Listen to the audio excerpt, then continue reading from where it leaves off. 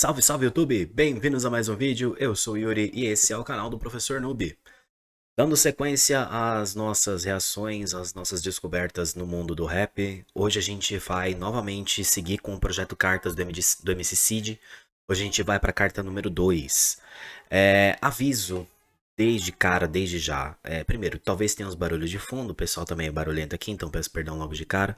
Segundo, gente, eu pauso muito o vídeo. Isso é característica minha, é o meu jeito de reagir, tá? Eu sempre deixo o link do vídeo original embaixo. Muito provavelmente quem tá assistindo esses vídeos já é pessoal da comunidade, já sabe o que que vai ter, o que que vai acompanhar. Se não é o seu estilo, o jeito que eu reajo, se você quer uma coisa mais fluida, que eu só escute e depois fale e eu fale pouco, gente, eu não sou assim. O meu jeito de reagir é fazer dessa forma, então fique à vontade pra dar o seu dislike, pra não voltar mais. Isso aqui não é uma competição de popularidade onde eu tô desesperado. Ai meu Deus do céu, quero que todo mundo veja. Não, tô aqui pra fazer as coisas do jeito que eu quero, tá bom? Então fica à vontade aí. Se você não gostar, seja educado nos comentários. Se você gostou, deixe o seu like, deixe sua sugestão para que a gente continue aí, tá bom? Então, avisos dados, sem mais delongas, bora lá, carta número 2. Meu nome é Carlos Augusto Migliassi, também conhecido como Migli, apelido que minha mãe me deu. Como vocês puderam ver, meu ano de 2009 foi horrível, e eu não tinha como imaginar que 2010 seria pior. A essa altura, eu me cortava há mais ou menos 6 meses, e esse péssimo hábito já havia virado meu melhor amigo. Na escola, nada melhorou. Eu continuava sendo maltratado e, na melhor das hipóteses, ignorado. A única pessoa que me entendia um pouquinho era minha mãe, que estava muito ausente em casa devido a uma promoção no trabalho. Eu poderia contar todos os detalhes da minha vida para vocês, cada lágrima, cada choro, cada desilusão. Porém, irei contar o dia que minha vida mudou por conta da violência, o que me levou até aqui, o fundo do poço. Essa é a carta número 2. Interessante a continuidade, né? A questão de trazer de novo o nome do personagem, da pessoa que tá vivendo. Pelo que vocês me disseram, não é o Cid que tá vivendo não é um relato particular, posso estar enganado. Mas é interessante que ele faz essa recapitulação breve, né, dessa questão do se cortar e tudo mais. E interessante como ele traz de novo a mesma passagem da carta número 1 para estabelecer essa continuidade, né? Eu poderia contar todos os detalhes da minha vida para vocês, tarará, tarará, mas eu vou contar tal coisa que me levou ao fundo do poço. A mesma coisa que ele traz na primeira, né? Vamos lá. O que que vem na sequência? Na escola eu continuava antissocial. A maioria dos alunos me tratava mal. Eu tinha medo de surtar igual um americano, comprar um cano e ver todo mundo ser legal. Pedi pra Deus o amor deles, pedi pra Deus o perdão deles, pedi pra Deus a morte de alguns deles, mas Deus nunca me ouviu porque sempre ouvia eles. Meu choro tinha gosto de passado ruim, meus braços tinham marcas de um presente péssimo. Meu coração sonhava com um futuro bom, pena que minha realidade não chegava perto. Caraca, forte isso, né? Eu acho muito interessante como nos dois tem passagens de pessoas por uma. Que, pelo que eu entendo aqui, sendo uma sessão de terapia, a pessoa soltando e às vezes um homem, às vezes uma. E agora percebi uma mulher passando. Interessante isso, como se fosse um relato mesmo acontecendo numa sessão de terapia. Achei isso interessante. Na escola eu continuava antissocial, a maioria dos alunos me tratava mal, eu tinha medo de surtar igual um americano, comprar um cano e ver todo mundo ser legal. Quer dizer, aqueles vários retratos de violência que a gente muitas vezes escuta falar lá nos Estados Unidos, né? Pedi pra Deus o amor deles, pedi pra Deus o perdão deles, pedi pra Deus a morte de alguns deles, mas Deus nunca me ouviu porque sempre eu via eles. De novo, numa linha de continuidade, aquela coisa da pessoa se sentir completamente ignorada e trazendo de novo a referência do vídeo anterior, né? Que chega um ponto que ele prefere ser a piada porque pelo menos as pessoas reparam nele, né? E aqui ele julga até, ele coloca até Deus na equação, né? Dizendo que ele tá perdido. Interessante isso. Meu choro tinha gosto de passado ruim, uma mágoa muito profunda. Meus braços tinham marcas de um presente péssimo. Eu achei essa sequência muito interessante. Meu coração sonhava com um futuro bom, pena que minha realidade não chegava perto. É louco como a pessoa, mesmo tendo uma realidade tão fodida, tão errada, tão opressora, ela ainda consegue, no fundo de tanto desespero, ter uma esperança de um futuro positivo, né? Cheguei em casa da escola depois do meio-dia. Ouvi minha mãe chorar baixinho lá no quarto dela. Perguntei se tava tudo bem. Ela raramente se abria e eu não me abria também. Ela desceu, nós almoçou em silêncio. Sem meu pai em casa, o clima era menos tenso. Ela tava com energia pesada igual aço. Percebi que ela tinha hematomas no braço. Disse que esbarrou na porta do carro com pressa indo pro trabalho, que uma pomada resolve. Disse que tinha dor de cabeça, botou aspirina no copo, disse ainda bem que dissolve. Naquela noite após o jantar, ouvi meus pais brigando, gritando e fiquei assustado. Barulho de coisa quebrando, porta batendo, enquanto eu ainda me cortava no quarto. Só faltava isso nessa conta, né? Violência doméstica, né? Cheguei em casa da escola depois do meio-dia, ouvi minha mãe chorar baixinho lá no quarto dela. Perguntei se estava tudo bem e ela raramente se abria e eu não me abria também. É interessante, né, nesse sentido aqui, como também é uma questão de uma falta de uma sequência de conversa com o familiar, né? Muitas vezes esses casos, quem sou eu para vomitar a regra, mas assim, muitas vezes esses casos acabam acontecendo porque a criança ou adolescente não sabe ou não sente a liberdade de se abrir com pai e mãe. E ao mesmo tempo, a gente enxerga isso como algo, não necessariamente como uma culpa do pai e da mãe, porque na verdade eles não sabem como fazer isso. Né? Eles também não tiveram isso com seus respectivos pais e mães e eles não conseguem replicar isso para os filhos. Né? Muitas vezes chega uma coisa assim que você fala, vou fazer melhor quando eu for pai, vou fazer melhor quando eu for mãe. Mas você não consegue entregar aquilo que você não tem. E é difícil você desenvolver isso por conta ao longo da sua vida. Você precisa de experiências muito pontuais, muito positivas para conseguir desenvolver isso por conta própria. Né? E aqui é interessante que isso se mostra, né? É uma criança que tem dificuldade de se abrir? Sim, mas isso também vem como um reflexo talvez de uma família que não consegue se abrir. Curioso isso, né? Ahn, Ela desceu, nós almoçamos em silêncio, assim, meu pai em casa, o clima era menos tenso. Ela tava com energia pesada igual aço, eu percebi que ela tinha hematomas no braço, disse que esbarrou na porta do carro com pressa indo pro trabalho, que uma pomada resolve, disse que tinha dor de cabeça, botou aspirina no copo e disse ainda bem que dissolve. Naquela noite, após o jantar, interessante, botou aspirina no copo e disse ainda bem que dissolve. Por que que ela não... dá pra ser um pouquinho querer achar coisa demais aqui, talvez, ainda bem que dissolve, será alguma coisa talvez aqui nessa região, talvez uma agressão nessa região, ela com dificuldade de engolir, alguma coisa do tipo, não sei, talvez uma tentativa de sufocamento, pode ser. Naquela noite, após o jantar, ouvi meus pais brigando, gritando e fiquei assustado, barulho de coisa quebrando, porta batendo, enquanto eu ainda me cortava no quarto. É um ciclo vicioso de coisas ruins, né? Continuando. Na manhã seguinte, a caminho da escola, vi que minha mãe tinha um corte na nuca. Pensei em perguntar o que houve, mas ela não me falaria, sempre dava desculpa. Passei o dia com essa ideia encucada, será que meus pais estão bem? Ela tá sempre machucada. Meu pai tá bebendo mais do que nunca, sei que não sou exemplo, mas não me parece uma boa estrada. Nunca vou esquecer esse dia, 2010, sábado, 20 de novembro. Noite quase sem lua, muita chuva. Pode perguntar os detalhes que eu me lembro. Ouvi meus pais discutindo, meu pai perdendo a cabeça, gritando que a culpa era dela, quebrando as coisas da mesa. Lembro de ouvir o barulho do tapa dele, do choro dela, da chuva na telha e da minha covardia. E mais uma vez o machismo desnecessário do homem brasileiro vem à tona, né? Na manhã seguinte, a caminho da escola, vi que minha mãe tinha um corte na nuca. Pensei em perguntar o que houve, mas ela não me falaria, sempre dava desculpa. Passei o dia com essa ideia encucada. Será que os meus pais estão bem? Ela tá sempre machucada. Meu pai tá bebendo mais do que nunca. Eu sei que não sou exemplo, mas não me parece uma boa estrada. Aí de novo fica um pouco pessoal nesse sentido da bebedeira.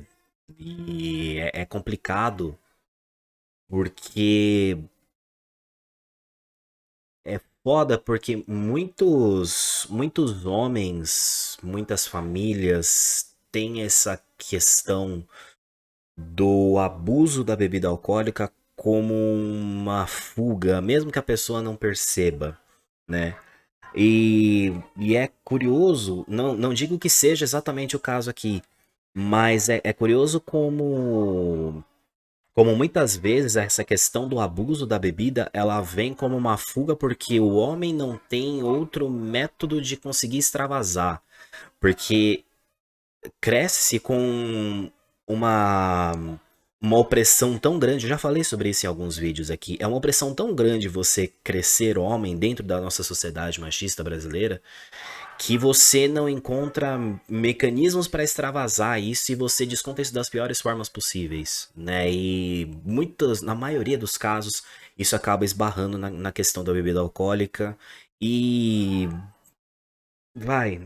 A tabela quase sempre é a violência doméstica, né?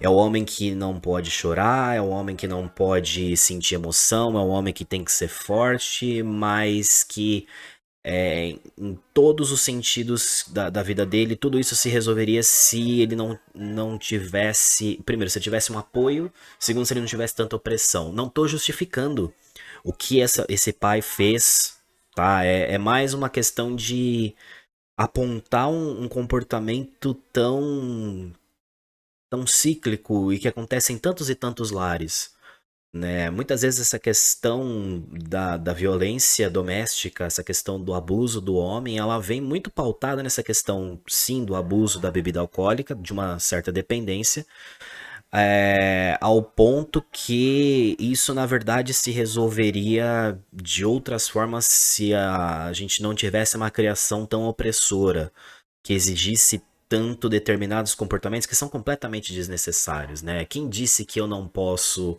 falar o que eu sinto? Quem disse que eu não posso, enquanto homem, chorar, sentir emoção? Quem disse que eu, enquanto homem, tenho que seguir os padrões que todo mundo determina que eu tenho que seguir? Não sei se isso fez sentido, nem eu lembro o que eu falei agora, mas assim, eu sou livre pra ser quem eu quiser, sabe? E a sociedade fica o tempo inteiro, principalmente hoje em dia a gente tem uma abertura muito maior pra se expressar, e ainda bem que a gente tem isso, sabe? Mas, cara, hoje ainda já é difícil, você imagina, você que tá vendo, imagina isso 20 anos atrás, 30 anos atrás, 50 anos atrás, o que era você crescer como um homem dentro dessa nossa sociedade, né? Enfim, não sei se fez sentido, mas vamos que vamos. Ah, então ele fala, né? Meu pai bebendo mais que nunca, eu sei que não sou um exemplo, mas não me parece uma boa estrada. Eu nunca vou esquecer esse dia, 2010, sábado 20 de novembro. Legal, entre aspas. Você percebe a voz dele dando uma leve embargada quando ele solta isso, né? Porque o simples fato de citar a data já é algo muito forte pra ele, né? Noite quase sem lua, muita chuva, pode perguntar os detalhes que eu me lembro. Ouvi meus pais discutindo, meu pai perdendo a cabeça, gritando que a culpa era dela, quebrando as coisas dela. Lembro de ouvir o barulho do tapa dele, do choro dela, da chuva na telha e da minha covardia. De novo, nada justifica a violência doméstica, a violência contra a mulher, nada justifica, por pior que tenha sido a realidade desse pai, os traumas desse pai, nada justifica o que ele faz. O apontamento que eu fiz aqui, ele é puramente numa questão de trazer para essa equação como não é somente uma questão de comportamento, mas é uma questão muito cultural também que leva essas coisas a acontecerem, né? E como a questão da discussão é necessária para que determinadas culturas venham abaixo, porque elas não são necessárias. Vamos lá. Eu queria levantar e parar ele, chamar a polícia, chamar um vizinho. Eu queria ter força pra ajudar a minha coroa, mas o medo que eu tinha era maior que o heroísmo. Eu não conseguia nem salvar minha vida, como que eu salvaria dela? Eu me senti horroroso. Talvez no fundo os alunos da sala tava certo, eu não passava de um menino medroso. De novo, a opinião do terceiro sendo tomada como verdade. De novo, aquela coisa assim que você não acredita, mas uma coisa que é dita tantas vezes pelas pessoas, você, sem ter essa força interna necessária, você acaba tomando certos comentários como verdade, né? E você vê, né? A mãe é um porto seguro dentro desse cenário de tanta merda que essa pessoa viveu, e ele vendo isso se perder na frente dele. Pesado, pesado pra caramba. A cada soluço no choro que eu ouvia, eu fazia um novo corte no pulso. Pensei que se eu puxasse a dor da casa pra minha pele, talvez diminuísse a dor que ele causava nela. E de novo, aquilo que eu falei no vídeo passado do corte ser um jeito de extravasar a dor que tá dentro dele, né? Meu sangue escorria junto com a culpa. Tudo que eu pensava era: mãe, me desculpa. Desculpa por não conseguir te ajudar. Desculpa por ser um covarde. Desculpa por não ter coragem. Naquele momento minha vida perdeu o sentido. Eu não conseguia ajudar a única pessoa que falava comigo, que não me tratava mal e que me amava. Eu perdi a conta de quantas vezes eu pensei em sair do quarto de madrugada e matar aquele homem que eu chamava de pai. Mas eu tinha medo. Medo dele e mais medo ainda de mim mesmo. Agora eu entendi o porquê ela estava tão ausente. Não era por conta do trabalho. Ela odiava aquela casa tanto quanto eu. Eu era muito novo pra entender o porquê ela não saía dali, largava ele e seguia a vida. Não dá, né? Maldito relacionamento abusivo. Usou o sofrimento da minha mãe pra alimentar o ego daquele mundo. E foi ela que pagou a conta, sozinha. Até hoje eu me pergunto o que seria da minha mãe e de mim se aquele homem nunca tivesse machucado ela. Pois é. Se o mundo não tivesse criado ele pra ser tão machista. Perfeito, se eu é tivesse isso. coragem pra fazer alguma coisa. Bom, talvez eu não me encontrasse aqui. Mas a questão não é ele ter a coragem. Tudo bem, eu entendo o lado dele de se ver num meio abusivo e se questionar se ele poderia fazer alguma coisa. Mas a responsabilidade por fazer algo, eu não consigo ver isso como uma responsabilidade dele. Ah, não tem culpa. É foda, né? O culpado é o pai nessa história, sim, por ter esses comportamentos. Isso é fato. Mas ao mesmo tempo é uma culpa de algo que foi criado nele. Não dá pra culpar a mãe, porque quem já viveu relacionamento abusivo sabe que você muitas vezes não consegue ter a força pra enxergar que você tá num relacionamento desse tipo. E muitas vezes, ainda que você enxergue, uma coisa é você enxergar, outra coisa é você conseguir sair de uma relação desse tipo. Requer também uma questão de uma força interna muito grande para você chegar a esse ponto. E zero culpa do menino nessa história, porque ele só deveria ser uma criança nessa história. É isso que é foda, uma criança, um pré-adolescente que seja.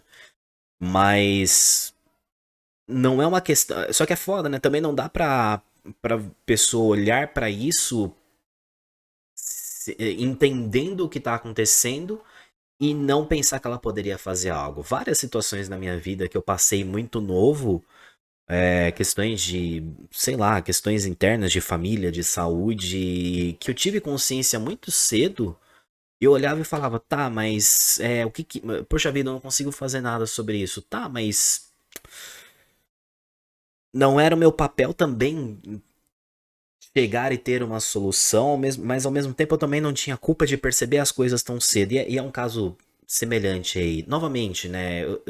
Não tem como a gente não ler uma letra desse tipo e não tentar traçar paralelos com coisas que a gente viveu na nossa vida, principalmente quando as coisas se aproximam daquilo que a gente acabou convivendo, né? Então, assim, ele não tinha que ter esse tipo de raciocínio, mas ao mesmo tempo não tem como julgar ele por ter, porque ele tá percebendo a merda que tá acontecendo ali na frente dele. No final das contas, é foda. A grande merda tá na frase. Se o mundo não tivesse criado ele pra ser tão racista. Racista não, perdão, machista. É foda, cara. Todas as vezes que eu falo, que eu falei já que crescer homem é uma merda, é justamente por conta desse tipo de resultado, sabe? De ter enxergado isso tantas e tantas e tantas vezes no meu ciclo de convivência, na minha família, de ter visto essa questão do machista implodir relacionamentos, disso ter acabado com relações de pais e filhos, disso ter impedido desenvolvimentos que eram tão necessários, né, em pessoas, nos filhos nesse caso. É, disso gerar um trauma interno que a pessoa nem reconhece e o corpo grita essa necessidade de tratar esse trauma, mas essa pessoa não entende, aí o jeito que esse trauma se mostra é a partir de uma dependência, é a partir de uma fuga, é a partir da violência, é a partir do abuso de diversas formas. Então, isso não se enquadra somente na questão da bebida, né? É o combo clássico do homem machista brasileiro, né? É a questão do abuso da bebida, é a questão do abuso da mulher dentro de casa, mas ao mesmo tempo é o homem que vai pra fora buscar a mulher no bordel, no puteiro, qualquer lugar que seja. E na boa, se você faz isso, se você vai buscar a mulher fora, cara, direito teu, suave, sabe? Não tô julgando mais. Eu digo assim, o que é. Não estou te chamando de machista, não estou falando que você se enquadra nisso. Mas eu tô pontuando que é o cenário clássico que acontece nesses casos. Que é justamente o cara que é criado por uma sociedade para ser aquele padrão. E o que a gente vive hoje é muito. É muito um retrato disso também. Essa questão da queda da cultura do brasileiro hoje, desse processo de emburrecimento do brasileiro que a gente vê hoje, aumentado muito nos últimos anos. Cara, isso só ressalta esse tipo de comportamento desse vídeo. Isso só ressalta um tipo de coisa que a gente vai continuar tendo efeito durante muitos e muitos e muitos anos se não se parar, não se discutir, não se botar isso na cara e falar assim, mano, você não precisa ser assim. Sabe? De se olhar e falar assim, cara, tu é homem, foda-se. Senta aí, expressa o que você quiser, sabe? Fala o que você quiser, chora. Você não precisa ser. Você não precisa ser forte o tempo inteiro, você não precisa bancar o machão o tempo inteiro. Aliás, puta que eu pariu, que ranço que dá isso, cara, sabe? E aí eu tô. Deu gatilho em mim aqui, dá pra perceber pelo meu tom de voz. Porque assim, cara, puta velho, que. Ai. Esse é assim, sabe? Mano, você só machuca pessoas por ser desse tipo, por ser desse jeito. Sabe? Respeita o outro, respeita o que o outro quer fazer e você não precisa ser desse jeito. Sabe? É uma questão cultural, sim. A pessoa não tem culpa, mas tem culpa por se encontrar nesse cenário. E o triste dessa história é a gente não ver uma luz no fim do túnel. Né? É isso que complica. Mas estamos aí. Quanto mais pessoas falarem, quanto mais pessoas se dispuserem a botar isso em xeque, talvez um dia a gente chegue a um resultado positivo. Né? E é isso, gente. É aqui que eu paro minha reação. Não vou comentar a letra, acho que tá bem autoexplicativo. E eu acho que o principal ponto aqui é justamente essa discussão do que é esse reflexo da sociedade na formação de um homem. Acho que é bem por aí o caminho. Se você gostou desse vídeo, deixa o seu like, deixa o seu comentário. Nos próximos vídeos a gente se vê aí com as cartas 3 e 4 para finalizar.